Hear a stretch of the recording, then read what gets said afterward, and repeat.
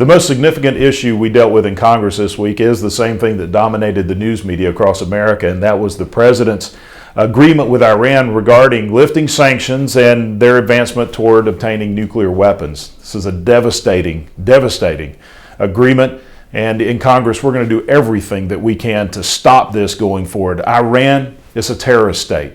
It is the largest perpetrator and supporter of terrorism in the world. However, several months ago, when we saw that he was going forward against the will of the American people, the will of Congress, 367 members of Congress wrote the administration with a set of minimum standards that if you're going to have an agreement, you must meet these minimum standards, and he has met none of those. Beyond just the advancement toward nuclear weapons, Iran will use the sanctions relief to support terrorism. They'll receive as much as $150 billion in funds by the relief of these sanctions, which we know that they are the largest supporter of Hezbollah and Hamas and other terrorist organizations.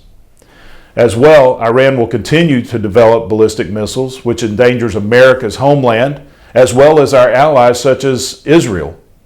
And after Iran's supreme leader declared such restrictions as stupid, idiotic expectation, it became clear that this agreement would not limit Iran's intercontinental ballistic missile program, which could be launched from transport ships, cargo ships off the coast of the United States to reach us. Again, Congress will do everything in our power to stop this agreement from going forward.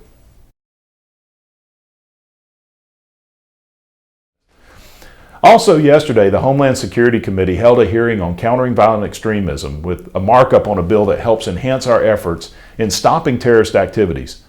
We currently only have a handful of people in the Department of Homeland Security working on combating terrorist threats and terrorist attempts to radicalize our youth, and that's not enough. This bipartisan bill, H.R. 2899, allows the department to reorganize their efforts in order for more personnel to work on fighting against terrorism. I offered a common sense amendment to the Countering Violent Extremism bill yesterday, which the amendment passed unanimously as well.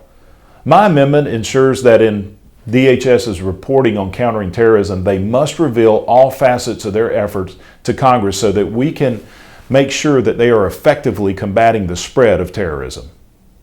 With ISIS, Al-Qaeda, and other widespread terrorist organizations who hate America, my focus right now is to find the best ways we can get to the root of the problem and stop those who want to do us harm.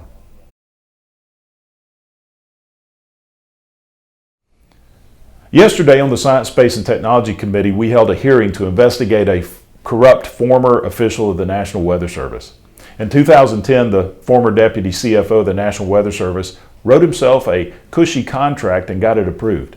The day after he retired as a National Weather Service employee, he came back as a contractor doing virtually the same work, but with a $3,000 a month pay increase and free housing.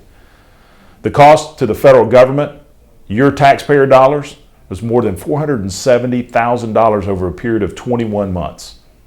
Although the official and his former supervisor pleaded the Fifth Amendment and refused to testify, as chair of the Oversight Subcommittee, I'm working to get to the bottom of this situation and hold the administration accountable for its actions and make sure this kind of corrupt activity is stopped.